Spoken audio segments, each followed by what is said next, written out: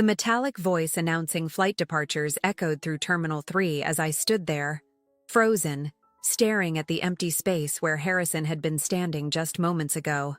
My wedding dress was still carefully packed in its garment bag, waiting to be worn again for the romantic photos we'd planned to take at sunset on the beaches of Mauritius. "Just need to take this call, honey. Won't be a minute," he'd said, squeezing my hand before walking away. That was 45 minutes ago. Our flight would begin boarding in 15 minutes, and my calls were going straight to voicemail. I'd spent the morning in a daze of happiness, barely able to believe that after yesterday's perfect wedding, we were about to embark on our 3-week honeymoon. The weight of the new platinum band on my finger still felt foreign, exciting. Harrison had been unusually quiet during the drive to the airport, but I'd attributed it to exhaustion from the wedding festivities. Now, standing alone amid the bustle of travelers, a creeping sense of dread began to overtake me. A text message finally lit up my phone screen. My hands trembled as I read it. "I'm sorry. I can't do this. Don't try to find me."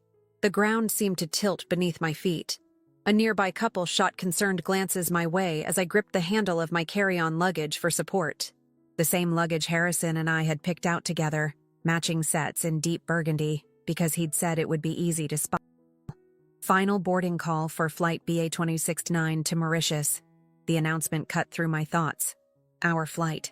The one we'd spent months planning. The perfect start to our perfect life together. I don't know what possessed me in that moment. Maybe shock, maybe defiance, or maybe just the absolute refusal to let this be my reality. But I straightened my spine and walked to the gate. Our tickets were already paid for. Our resort was booked. And somehow, the thought of returning to our empty apartment, of facing our families and friends with the news that my marriage had lasted less than 24 hours, was more unbearable than boarding that plane alone. The flight attendant's expression shifted from professional cheerfulness to concern when she saw my tear-stained face and the empty seat beside me. "Everything all right, ma'am?" I managed a weak nod, unable to voice the truth, that I was embarking on my honeymoon alone, that my husband of exactly 1 day had vanished into thin air, that my entire world had imploded in the space of an hour. As the plane took off, I stared out the window at London shrinking below me, my mind racing through every moment of the past year. Harrison and I had met at a charity gala. He'd been charming, successful, seemingly perfect. Our whirlwind romance had felt like a fairy tale, and everyone had said we were made for each other. The warning signs had been there, I realized now.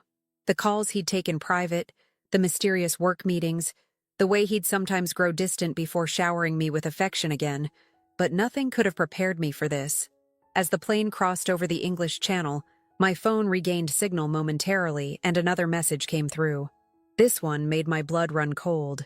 "Check your joint account." I fumbled with the in-flight Wi-Fi, hands shaking as I logged into our banking app.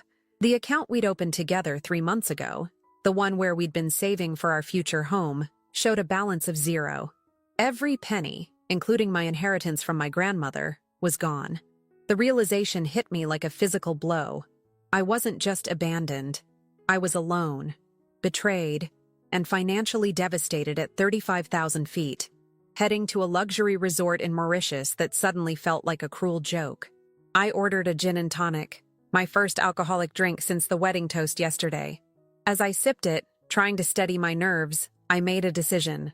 This story wasn't going to end here, at this moment of absolute devastation. I didn't know how yet, but I was going to find out the truth about Harrison, about why he'd done this, about who he really was. The man sitting across the aisle glanced at me sympathetically as I wiped away another tear. If only he knew that this was just the beginning of a story that would prove far more complex and devastating than even I could imagine at that moment. Stepping into the humid Mauritius air felt surreal. The paradise I'd dreamed of for months now seemed to mock me with its perfection. Palm trees swayed in the breeze, and happy couples strolled hand in hand through the airport terminal. I clutched my phone, staring at the screen that displayed a string of increasingly disturbing emails. The first had arrived during my flight, a message from my best friend Amber. "Sienna, call me as soon as you land. Something's wrong. Harrison's sister Annabelle just called me in tears." I'd met Annabelle only 3 times during my year-long relationship with Harrison. She lived in Manchester and always seemed oddly reserved around me, though Harrison had assured me it was just her personality. Now I wondered if she'd known something all along. The hotel's driver held up a sign reading, Mr. and Mrs. Walker, and I nearly broke down again. That name, my brand new married name, now felt like a stranger's. I approached him anyway, explaining that it would just be me. His practiced smile never wavered, but I saw the pity in his eyes. "Your husband will be joining later?" he asked politely as we drove along the coastal road. "No," I replied, my voice barely a whisper. "No, he won't." In my luxury ocean view suite, I finally gathered the courage to call Amber. Her voice was tight with concern when she answered. "Sienna, I don't know how to tell you this, but Annabelle says Harrison's been married before." My legs gave out, and I sank onto the king-sized bed that should have been our honeymoon sanctuary. "What do you mean, before?" "He told me he'd never even been engaged. 3 years ago," Amber continued, her voice shaking, "to a woman named Beatrice in Manchester. Annabelle says. She says he did the same thing to her. He disappeared right after the wedding. Beatrice's family lost everything." The room spun around me. I thought about the perfectly crafted story Harrison had told me about growing up in London, about his successful consulting business, about his dreams of starting a family. How much of it had been real? With trembling fingers, I opened my laptop and started searching. It took hours, but slowly, horrifyingly, the truth began to emerge. Harrison Walker wasn't even his real name. I found a newspaper article from Manchester dated 3 years ago. "Local businessman disappears after wedding, leaving trail of debt." The photo showed a woman named Beatrice Patterson outside a courthouse, her face drawn with the same shock and devastation I now felt. But that wasn't all. As I dug deeper, I found more. 2 years before Beatrice, there had been another woman in Edinburgh. Same pattern. Whirlwind romance, lavish wedding, disappearance. Different name, same man, my Harrison. Or whatever his real name was. My phone buzzed with a message from an unknown number. My heart stopped when I opened it. "I know what Harrison did to you. I'm Beatrice. We need to talk." I stared at the message for a long time. The sound of waves crashing outside my window providing an eerily peaceful backdrop to my inner turmoil. The man I'd married, the man I'd thought I knew better than anyone, was a stranger. A con artist who had perfected his craft through multiple performances. But something didn't add up. The timing of his disappearance, the way he'd ensured we checked our luggage before he vanished. It felt different from the other cases I was reading about. And why Mauritius? Why go through with planning such an elaborate honeymoon if he was just going to disappear? I was about to reply to Beatrice's message when my phone lit up with another call, this time from Harrison's number. My heart pounded as I answered, but instead of his voice, I heard rapid breathing and what sounded like someone running. "Sienna," he gasped, his voice tight with what sounded like genuine fear. "Don't trust anything you're about to hear about me. I can explain everything, but I need you to do exactly what I say. Are you alone?" Before I could answer, I heard a commotion in the background, followed by the sound of breaking glass. The call cut off abruptly. I sat there in my honeymoon suite, the setting sun casting long shadows across the room, holding my phone and trying to make sense of what was happening. Was this another manipulation? A new twist in his con game? Or was there something bigger going on? Something I couldn't yet understand? The next message I received wasn't from Harrison or Beatrice, but from Annabelle. "Whatever you do, don't tell anyone where you are. Your life might depend on it." I spent that first night in Mauritius, alternating between tears and frantic research. Beatrice had agreed to a video call, and as I waited for the appointed time, I paced the beautiful beachfront suite that now felt more like a luxurious prison. The sound of happy holidaymakers drifted up from the pool below, their joy a stark contrast to the chaos in my head. When Beatrice's face appeared on my screen, I felt a jolt of recognition, not because we looked alike, but because I saw in her eyes the same haunted look I'd seen in my own reflection that morning. "I'm so sorry this happened to you," she began, her Manchester accent soft and sympathetic. I know exactly what you're feeling right now.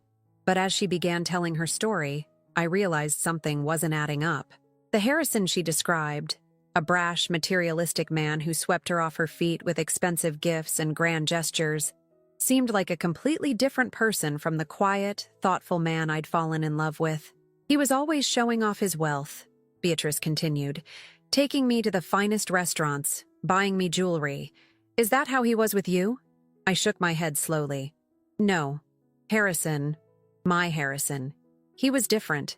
We usually cooked at home. He preferred intimate dinners to fancy restaurants. The only expensive gift he ever gave me was my engagement ring. Beatrice's expression changed, a flash of confusion crossing her face. That's strange. Did he ever mention someone named Blake? The name hit me like a physical blow. Blake had been Harrison's best friend, the best man at our wedding. He'd given a heartfelt speech about their 15-year friendship, about how Harrison had helped him through his divorce 3 years ago. But when I mentioned this to Beatrice, she leaned forward, her face pale. Sienna, I need you to listen carefully, she said. The man in this photo, is this your Harrison? She held up her phone to the camera, showing me her wedding photo. My hands started shaking. The man standing beside Beatrice in her wedding photo was Blake. That's not... I started, then stopped, my mind racing. I quickly pulled up my own wedding photos on my laptop, turning the screen to show Beatrice. This is my Harrison. Beatrice's sharp intake of breath told me something was very wrong. Sienna, that man, that's Logan. He was Blake's business partner. He disappeared the same time Blake did, along with all our money. The room seemed to tilt around me. I thought about all the times Harrison had taken calls from Blake in private, about the mysterious business meetings, about how he'd insisted on handling all our wedding preparations himself. There's more, Beatrice said, her voice trembling. After everything happened, I did some digging. Blake and Logan, they weren't just con men. They were involved in something bigger, something dangerous. And Sienna, I think they might have finally crossed the wrong people. Just then, my phone buzzed with a text from Annabelle. Don't believe everything Beatrice tells you. Some of it is true, but not all. Harrison loved you. That part was real. He's in trouble, Sienna. Real trouble. And you might be too. I looked back at Beatrice on my screen, studying her face. Was she telling me the whole truth? And if Harrison, or Logan, or whoever he really was, had truly loved me, why disappear now? Why take my money? Beatrice, I said slowly. The day before the wedding, Harrison asked me to transfer all our savings to a new account. He said it was for house hunting when we got back. I didn't think anything of it at the time. Beatrice's expression darkened. Did he tell you which bank? Swiss United, I replied. Why? Because that's not a real bank, Sienna. But that name? I've heard it before.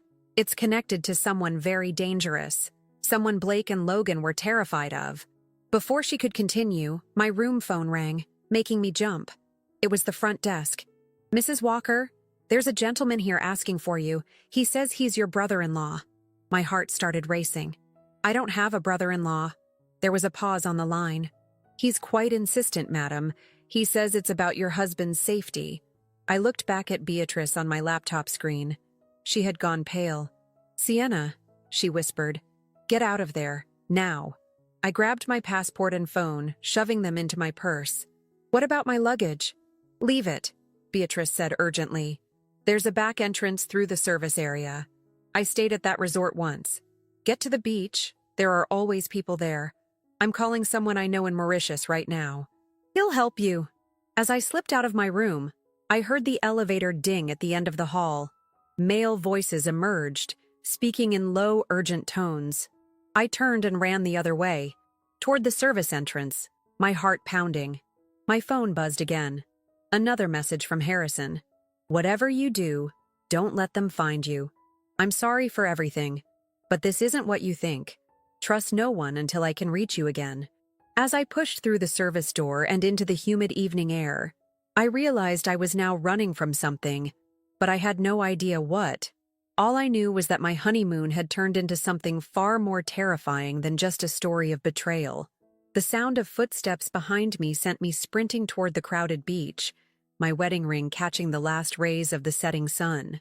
I had a feeling I was about to discover exactly why Harrison had chosen to disappear, and why he might have been trying to protect me by doing so. The beach was crowded with tourists enjoying the sunset, completely unaware of my racing heart and trembling hands. I forced myself to walk casually, fighting the urge to run as I heard voices behind me speaking in hushed tones. My white sundress, which I'd changed into after arriving at the resort, now felt painfully conspicuous against the darkening sky. My phone vibrated. A message from Beatrice with a location pin. Go to Le Petit Café in Grand Bay. Ask for Antoine. He's expecting you. I flagged down a taxi, constantly checking over my shoulder. The driver, an elderly man with kind eyes, must have sensed my distress. Everything okay, madame? Yes, I lied, then made a split-second decision. Actually, no. I think I'm being followed. Could you? He nodded before I could finish, pulling away from the resort with surprising speed. In the side mirror, I saw two men in dark suits emerge onto the street, looking around frantically. As we drove along the coastal road, my phone lit up with a series of messages that made my blood run cold. They were from Annabelle. Sienna, I need to tell you the truth about Harrison. About everything. He's my brother, but Logan isn't his real name either. We're both in witness protection. Or we were, until 3 days ago. My hands shook as I read the next message. The business with Blake. It wasn't what you think. Harrison was working undercover. He's been helping build a case against a major international crime syndicate. Blake was his way in, but something went wrong.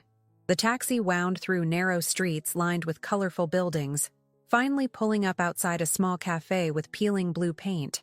The driver refused to take my money. Stay safe, madame, he said softly.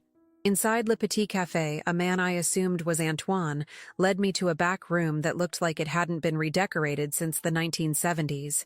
The ancient ceiling fan squeaked as it turned, and the air smelled of old coffee and secrets. Beatrice called me, he said in heavily accented English. She told me about Harrison. Or should I say, Agent Logan Morrison. The name hit me like a physical blow. Agent? My mind raced back through every moment of our relationship, searching for signs I might have missed. 3 years ago, Antoine continued, your husband helped us track down one of the biggest financial criminals in Europe.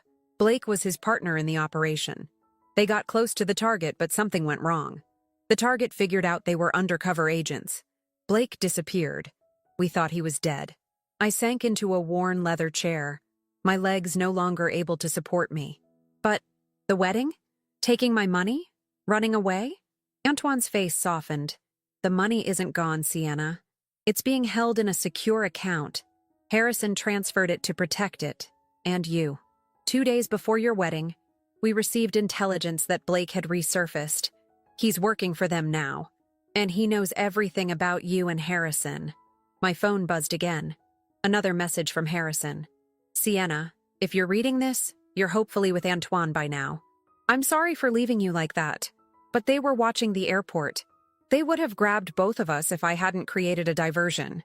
Everything I told you about my feelings for you was real, but almost everything else was a lie to protect you. Tears blurred my vision as I read his next message. The men following you aren't police or agents. They work for someone much worse. Someone who's been using banks and businesses across Europe to fund terrorist operations. We were close to exposing everything when Blake betrayed us. Antoine placed a burner phone on the table between us. Harrison will contact you on this. But first, you need to make a choice, Sienna. We can get you back to London tonight. Put you in protective custody. Or what? Or you can help us finish what Harrison started. Help us bring down the entire operation. But I warn you, if you choose to stay, your life will never be the same. I stared at the burner phone, thinking about the man I'd fallen in love with. The man who had lied about everything except his feelings for me. The man who was now risking his life to protect me and stop something much bigger and more dangerous than I could have imagined. The ceiling fan continued its monotonous squeak as I reached for the phone. Before I could touch it, the cafe's front doorbell jingled. Antoine's face transformed from calm to alarm in an instant. They found us. he whispered, reaching for something under his jacket. Quick, through the kitchen. But as I stood up, I heard a familiar voice that made my heart stop. A voice I thought I'd never hear again. Hello, Sienna, Blake said, stepping into the back room. I think it's time we had a chat about your husband. Blake looked different from how I remembered him at the wedding. Gone was the charming smile and easy manner. His eyes were hard, calculating, as he pulled up a chair and sat down, blocking the only exit. Antoine remained tensed beside me, his hand still beneath his jacket. You can relax, Antoine, Blake said smoothly. I came alone, and I'm only here to talk. Like you talked to Beatrice? I found myself saying, surprised by the steel in my own voice. A flicker of something, regret, shame, crossed Blake's face. Beatrice was collateral damage. I never meant for things to go that far. But your husband, the man you know as Harrison, he's the one who put her in danger, put you all in danger. By trying to stop criminals? The words came out before I could stop them. Blake leaned forward, his expression intense. Is that what they told you? That we're the bad guys? That Harrison's some kind of hero? He pulled out his phone, sliding it across the table to me. Take a look at these photos. The images showed Harrison, or Logan, or whoever he really was, at various locations over the past few years. In some, he was with people I didn't recognize. In others, he was clearly conducting surveillance. But the last photo made my blood run cold. Harrison, holding hands with a beautiful woman, looking at her the same way he used to look at me. That was 6 months ago, Blake said quietly, while he was engaged to you. Her name is Elena. She's the daughter of Victor Petrov, the man Harrison claims he's trying to bring down. But look at the date stamp, Sienna. Look at how he's looking at her. My hands trembled as I stared at the photo. 6 months ago, Harrison and I had been planning our wedding. He'd told me he was away on business trips. Had those trips been with her? You're trying to manipulate me, I said, but my voice wavered. Am I? Blake's voice was gentle now. Or am I showing you the truth about the man you married? Harrison isn't who you think he is. He's not even who his own agency thinks he is. He's been playing everyone. The agency, Petrov, you, me. There's a reason he took your money, Sienna. And it wasn't to protect you. Antoine shifted beside me. Don't listen to him. This is what he does. Twist the truth until you don't know what to believe. Really? Blake raised an eyebrow. Then explain this.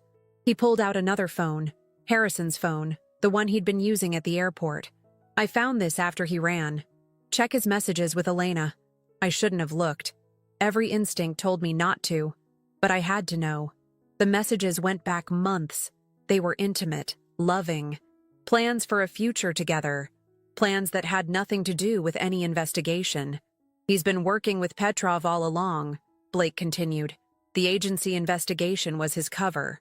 He needed a legitimate wife to make his story believable. Someone with a clean background. Someone trusting. You were perfect. But Elena, she was his real target. Through her, he could get to Petrov's millions.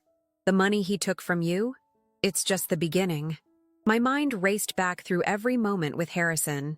The late-night calls, the mysterious business trips, the way he'd insisted on handling all our finances. Had any of it been real? If what you're saying is true, I managed. Why are you telling me this? Why not go to the agency? Blake's expression darkened. Because Petrov's men are hunting both Harrison and me now. He discovered something about both of us. Something that could destroy everything. I need your help, Sienna. You're the only one who might be able to reach Harrison before it's too late.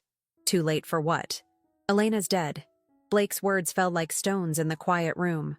She was found yesterday in her Paris apartment, and Petrov thinks Harrison killed her. The ceiling fan continued its endless squeak as I processed this information. Elena, the woman from the photos, the woman Harrison apparently loved, was dead. And now I was caught in the middle of something I barely understood. What do you want from me? I asked, surprised by how steady my voice sounded. Help me find him, Blake said. He trusts you. He'll contact you. When he does, I need you to... A sudden commotion from the front of the cafe cut him off. Shouts in French, followed by the sound of breaking glass. Antoine moved with surprising speed, pulling me toward a hidden door behind a shelf. "Choose now, Sienna," Blake called after me. "Help me stop him, or become his next victim. But know this, nothing about your relationship was real. You were just part of his cover story." As Antoine led me through a narrow passage that smelled of damp and old spices, I clutched the burner phone he'd given me earlier. Harrison had lied about who he was. That much was clear. But Blake's story had holes, things that didn't quite add up. I thought about Harrison's last message. "Trust no one until I can reach you again." The sound of footsteps echoed behind us as we emerged into a dark alley. Antoine pushed me toward a waiting motorbike. "Go," he said urgently. "My friend will take you somewhere safe. But first, do you trust Harrison?" I looked back at the cafe, thinking about the photos, the messages, everything I'd just learned. "I don't know," I admitted, "but I trust that there's more to this story, and I need to hear it from him." The motorbike roared to life just as shouts erupted from the cafe's back entrance. As we sped away into the gathering darkness, I realized I'd made my choice. I was going to find Harrison, not to help Blake, but to uncover the truth, whatever it might be. My phone buzzed one last time. A message from an unknown number. "Elena isn't dead, but she will be if I don't get to her first. Still trust me?" The motorbike wound through the darkening streets of Grand Bay, the warm air heavy with the scent of sea salt and frangipani. My driver, a young woman who'd only identified herself as Marie, seemed to know exactly where she was going, taking turns and back alleys with practiced precision. We finally stopped at a small guest house tucked away in a residential area, its pink walls barely visible in the growing darkness. "Room 12, Marie said, handing me a key. "There's a laptop inside. Check your email." Sure enough, waiting in my inbox was a message from an address I didn't recognize, sent just minutes ago. "Sienna, I know you've spoken to Blake by now. I know about the photos, the messages, everything he showed you. Some of it's real. Most of it isn't. Elena is Viktor Petrov's daughter, yes. And yes, I got close to her, but not for the reasons Blake told you. Elena has been helping us gather evidence against her father for the past year. Those messages you saw? Part of our cover. The photos? Staged for Petrov's surveillance. But something went wrong. Elena discovered something in her father's files, something bigger than anything we'd anticipated. Then she disappeared. Blake told you she's dead because that's what Petrov wants everyone to believe. The truth is, she's hiding. And the only person who knows where is the one person I trusted more than anyone in the world. You. Check your wedding dress. D. My hands trembled as I read the email again. The wedding dress I'd packed so carefully, planning to wear it for our sunset photo shoot. The dress that was still in my luggage back at the resort. My phone buzzed. A message from Annabelle. "The men at the resort are gone. It's safe to go back. Whatever's in that dress, Sienna, it's what everyone's looking for." I thought back to the weeks before the wedding. Harrison had insisted on taking my dress for final alterations just 3 days before the ceremony. Had Elena hidden something in it then? "I can take you back," Marie said quietly from the doorway. "But first, you should see this." She handed me a tablet. On it was a video dated 2 days ago. Security footage from what looked like a hotel lobby. Elena walked through the frame, very much alive, carrying a small red bag. Behind her, partially hidden behind a newspaper, was Blake. "He lied about not knowing where she is," Marie said. "The question is, why?" My mind raced. If Blake had lied about Elena's death, what else had he lied about? I pulled out the burner phone Antoine had given me and dialed the only number saved in it. Harrison answered on the first ring. "Sienna." His voice was strained, exhausted. "I'm so sorry. For everything. But I need you to listen carefully. Elena had evidence of something massive. Money laundering, human trafficking, political assassinations, all connected to her father, but also connected to people much more powerful. People inside our own agency." "Blake?" I asked, though I already knew the answer. "He was my mentor, Sienna, the man who recruited me. Finding out he was corrupt, it nearly destroyed me.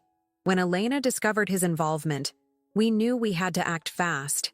But we needed someone above suspicion to help us. Someone new. Someone they wouldn't be watching. Me, I whispered. Our whole relationship. Was it all just part of the plan? There was a long pause. When Harrison spoke again, his voice was thick with emotion. The plan was to meet you, use your clean background to help establish my cover. What wasn't part of the plan was falling in love with you. Really falling in love. That's why I couldn't go through with it. Couldn't risk your life by involving you further. But you already had, I said, surprising myself with how calm I felt. By marrying me. By making me part of this. I know. And when I realized that, I tried to protect you the only way I could think of. By running. Making it look like a simple case of fraud. If Blake thought you were just another victim, he wouldn't see me as a threat, I finished. But something changed, didn't it? That's why he came to find me. Elena contacted him, Harrison said grimly. Tried to make a deal. But Blake, he doesn't make deals. He eliminates problems. When he couldn't find her, he must have realized that I might know something, I said. But Harrison, I don't. I don't know anything. Yes, you do, Sienna. You just don't know you know it. Think. The week before the wedding, when I was acting strange, when I kept taking calls in private, what did you see? What did you hear? I closed my eyes, thinking back. Harrison had been distracted. Yes. There had been hushed conversations. And then, Elena came to the house, I said slowly, when you were in the shower. She said she was dropping off wedding papers, but she went to my closet, to my dress. What else, Sienna? Think carefully. She was crying, I remembered suddenly. Not sad crying, scared crying. She hugged me before she left and whispered something. I thought she said, take care of him. But that wasn't it, was it? What did she really say, Sienna? The memory hit me like a thunderbolt. Take care. 3 words, not a sentence.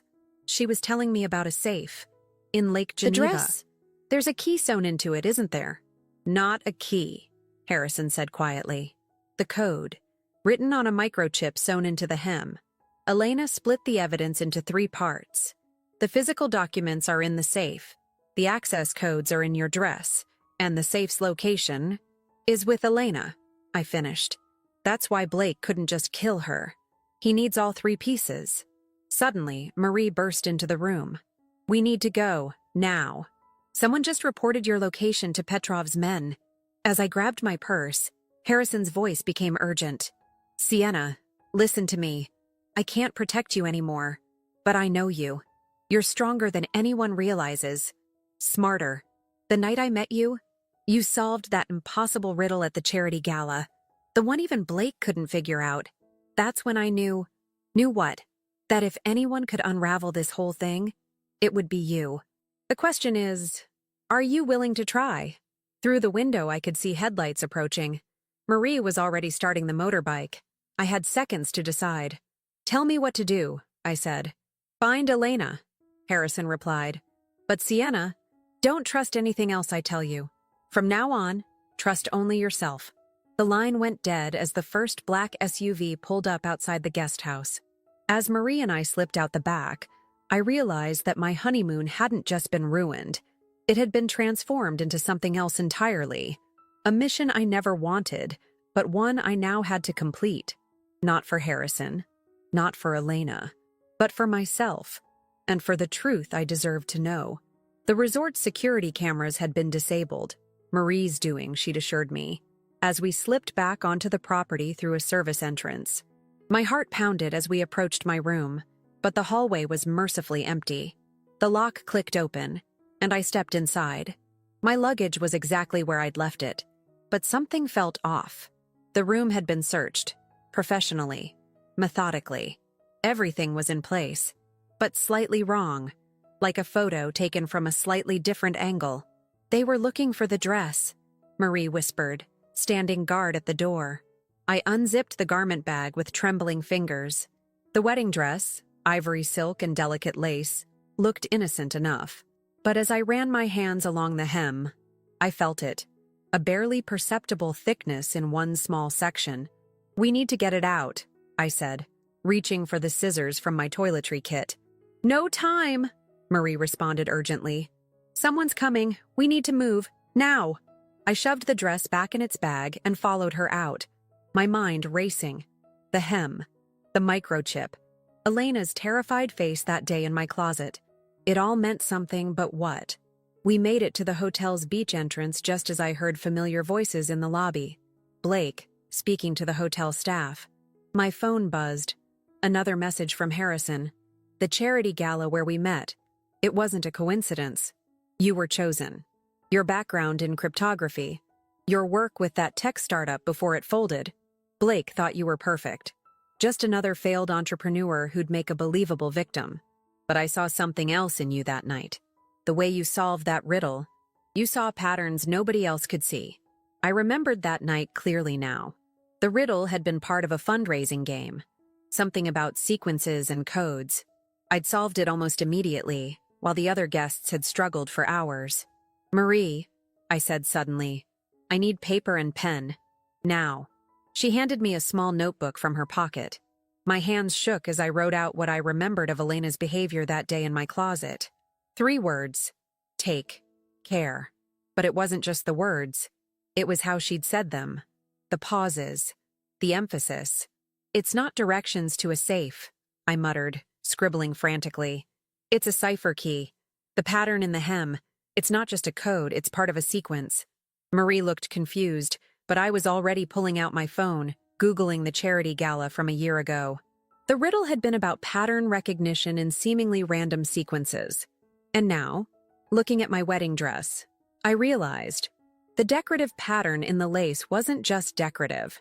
Elena didn't hide a microchip in my dress, I said, the realization hitting me like a wave. She hid the pattern in the lace itself. The whole dress is the code. My phone buzzed again. Annabelle this time. Sienna, whatever you've figured out, keep it to yourself. Harrison's been compromised. They have him. Almost simultaneously, another message appeared. This one from Harrison's number. Meet me at the marina. Slip 23. Come alone. It's a trap, Marie said quietly. Of course it is, I replied, still studying the dress's hem. But maybe that's exactly where we need to be. I thought about everything I knew. Elena's message, the pattern in the lace, the charity gala riddle, Harrison's insistence that I trust only myself, pieces of a puzzle that had seemed random, but now... Marie, does that laptop in the guest house have a camera? She nodded. Good, because I need to photograph every inch of this dress. And then I need you to help me set a trap of our own. For who? She asked. Blake? Petrov's men? I thought about Harrison's last message, about not trusting anything else he told me, about trusting only myself. And suddenly, I knew. For everyone, I said, because there's something nobody's considered. Not Blake, not Petrov, not even Harrison. What's that? I looked at the dress, at the intricate pattern that held secrets within secrets. That maybe Elena chose me for a reason. That maybe she knew exactly what she was doing when she came to my closet that day. Because the one thing nobody would expect was for her to trust the bride. Marie finished, understanding dawning in her eyes. I nodded, my mind already racing ahead to what we needed to do next. The marina message is obviously a trap, so let's spring it. But first, I pulled out the burner phone Antoine had given me and dialed a number I'd memorized from the charity gala guest list. A number I'd seen Elena call repeatedly in the security footage Marie had shown me. A woman's voice answered on the 3rd ring. Hello? Elena?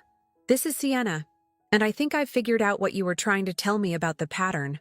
There was a long pause. Then, took you long enough. Sister-in-law. The sunset painted the marina in shades of gold and purple as I walked toward Slip 23, my wedding dress carefully folded in my arms. Elena's words still echoed in my mind from our brief conversation. I chose you the moment Harrison told me about you, she'd said. A woman who built a security encryption company from nothing, who lost everything when her partner stole her patents, who still managed to smile, to trust, to love again. I knew you'd understand. Now, as I approached the meeting point, I understood more than ever. The pattern in the lace wasn't just a code. It was my code. The same encryption algorithm I developed years ago, before my business partner stripped it away from me. Elena hadn't just hidden information in my wedding dress. She'd hidden it in a way that only I could truly understand. I saw Harrison first, standing on the deck of a sleek yacht. His hands were bound, and Blake stood behind him, no longer bothering to hide his true nature. Two other men, Petrov's security, I assumed, watched from nearby. "Sienna," Blake called out, his voice carrying across the water. "I'm glad you decided to be reasonable. Come aboard, slowly." I clutched the dress tighter, taking careful steps onto the boat. Up close, I could see the bruises on Harrison's face, the way he held himself as if protecting injured ribs. Our eyes met, and I saw something there. Not fear, but anticipation. "The dress," Blake said, holding out his hand. "First, let me see Elena's proof," I replied, my voice steadier than I felt. "I know she's alive. I know about the safe in Geneva. Show me she's okay, and you can have the dress." Blake smiled, but it didn't reach his eyes. "You're in no position to negotiate." "Actually," came a voice from behind me. "She is." Elena stepped onto the boat, followed by Marie and two men I didn't recognize. But Harrison clearly did. His eyes widened in recognition. "Internal affairs," Blake said quietly. "You've been busy, Elena." "For years," she replied. "Ever since I discovered you were using my father's network for your own operations. Trading information, betraying agents, arranging accidents for anyone who got too close." "And Harrison?" I asked, though I already knew the answer. "Figured it out 6 months ago," Elena said. "We needed proof, but Blake was too careful. Then we learned about his pattern, how he used couples, manipulated relationships to create perfect covers. When he suggested using you, you saw an opportunity," I finished. Blake laughed, but there was an edge of desperation to it. "Touching story, but you have no proof, nothing that would stand up in court." I unfolded the wedding dress carefully. "Actually, we do. You see, Elena didn't just hide information in this dress. She hid proof of what you made her do 3 years ago in Manchester, with Beatrice." Blake's face went pale. "What are you talking about?" "The real reason you're so interested in this dress," I continued, "isn't the banking information or the safe codes. It's the proof that you forced Elena to help you destroy Beatrice's life, to make her story less credible when she started asking questions about her husband's death. The funeral photos," Elena said quietly, "the ones that show you were there, watching, making sure everything went according to plan. They're woven into the lace pattern, along with every other piece of evidence I've gathered over the years, encoded using Sienna's own encryption algorithm, the one you helped her partner steal, thinking you could use it for your own operations." Harrison spoke for the first time, his voice rough. "You should have done better research, Blake. Should have realized why Sienna's encryption was so valuable. Why every intelligence agency in the world wanted it. Because it's unbreakable," I said, feeling a surge of pride mixed with old pain. "Even after my partner stole it, he could never fully understand how it worked. But I do. I always did." "You really think I won't just take it?" Blake's hand moved toward his jacket. "Already taken care of," Marie said, holding up her phone. "The pattern has been photographed and uploaded. If anything happens to any of us, it goes public. All of it." I saw the moment Blake realized it was over. The subtle shift in his stance, the flicker of defeat in his eyes. The internal affairs agents moved forward smoothly, professionally. "Sienna," Harrison said softly as they led Blake away. "I'm so sorry. For lying, for leaving you at the airport, for all of it." I looked at him, really looked at him. The man I'd fallen in love with. The man who had lied about everything except his feelings. The man who had tried to protect me by pushing me away.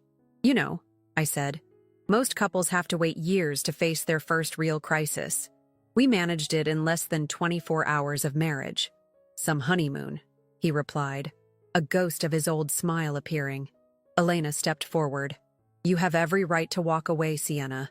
To start fresh, forget all of this." I looked down at my wedding dress, at the pattern that had helped bring down a corrupt agent and expose an international conspiracy, at the symbol of a marriage that had begun with lies but had somehow led to truth. "Actually," I said, "I have a different idea." But before I could continue, a shot rang out across the marina. Harrison's eyes widened in shock as he looked down at his chest, where a red stain was beginning to spread. Time seemed to slow as Harrison stumbled backward. I dropped the wedding dress and lunged forward, catching him before he hit the deck.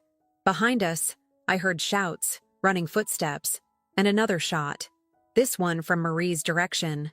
Through the chaos, I registered Elena's voice shouting, "Blake's man in the tower! Get him!" "Stay with me," I whispered to Harrison, pressing my hands against his wound. His blood was warm against my fingers, and his breathing was shallow but steady. "You don't get to leave me again. Not like this." "B wouldn't dream of it," he managed, his attempt at a smile turning into a grimace. Though I have to admit, this wasn't quite the honeymoon I had in mind. The next few hours passed in a blur of ambulances, police statements, and hospital corridors. The shooter had been one of Blake's loyal operatives, positioned as a backup plan. Marie's quick response had prevented him from getting off a fatal shot. The bullet had missed Harrison's vital organs, though he'd lost a lot of blood. As I sat in the hospital waiting room, still wearing my blood-stained clothes, Elena brought me a coffee and sat down beside me. "He's going to be okay," she said softly. "The doctors are confident." I nodded, staring into the dark liquid. "Did you always know it would end like this?" "Not like this exactly," she admitted. "But I knew it would end. Blake had too many enemies, too many loose ends. That's why I needed you, someone outside the game, someone who could see patterns others missed." "Like the pattern in my dress?" I asked, thinking of the intricate lace design that had carried so much hidden information. "That was brilliant, wasn't it?" Elena smiled. "Using your own encryption method, the one Blake helped steal from you years ago. The ultimate irony. He spent years trying to crack your algorithm, never realizing the key was in understanding how you think, not just the code itself." I thought about the past year, about falling in love with Harrison, about all the lies and truths that had brought us to this moment. What happens now? Blake will face charges, serious ones. The evidence in your dress pattern, combined with what we already had, he'll never see freedom again. As for Harrison, she paused. "That's up to you." The door opened, and a doctor emerged. "Mrs. Walker, your husband is asking for you." I found Harrison propped up in bed, pale but alert. The sight of him, alive, real, here, brought tears to my eyes. "Hey," he said softly. "Hey yourself." I sat on the edge of his bed, taking his hand. "You know, when I imagined our first day as a married couple, I pictured more champagne and fewer gunshot wounds." He squeezed my hand. "Sienna, I know I have no right to ask for another chance. What I did to you, leaving you at the airport, lying about who I was. You lied about what you were." I corrected him. "Not who you were. The man I fell in love with. The one who makes terrible puns when he's nervous, who burns every attempt at cooking pasta, who reads detective novels and always guesses the ending wrong. That man was real." "Yes," he said quietly. "That part was always real." "Then maybe," I said, "we start there. No more lies, no more hidden agendas. Just us, figuring out what comes next." "What about your company?" he asked. "Now that Blake's role in stealing your encryption algorithm is exposed, you could get everything back." I thought about it. About the years I'd spent angry over losing my company, my patents, my work. "Maybe," I said slowly, "it's time to build something new instead. Something better. Together?" The hope in his voice was unmistakable. "On one condition," I said, trying to keep my face serious. "We get a do-over on the honeymoon, somewhere quiet this time. No spies, no conspiracies, no encrypted wedding dresses." "Deal," he smiled, then winced as the movement pulled at his stitches. "Though I have to say, you handled your first international conspiracy pretty well. Let's make it our last," I suggested, leaning forward to kiss him gently. 2 weeks later, we stood on a small private beach in the Seychelles. I wore a simple sundress, thoroughly checked for hidden codes or microchips, and Harrison wore loose linen pants rolled up at the ankles as we walked along the shore. His wound was healing well, and each day brought more of his strength back. Elena had returned to her work, helping other agents expose corruption while rebuilding her relationship with her father, who had agreed to cooperate with authorities after learning of Blake's betrayal. Marie had become a close friend, though she still wouldn't tell me who she really worked for. As the sun set over the ocean, Harrison pulled me close. "Any regrets?" he asked softly. I thought about everything that had happened. The betrayal, the fear, the truth, the strength I'd found in myself. "Just one," I said. "What's that?" "I really liked that wedding dress." He laughed, then turned serious. "You know, most people would have run away from all this. Would have decided it was too much drama, too many lies." I watched the waves roll in, thinking about patterns, about how life sometimes takes the most unexpected routes to get us exactly where we need to be. "Maybe," I said. "But then again, most love stories don't start with being abandoned at the airport, and most don't end with international conspiracies and gunshot wounds," he added.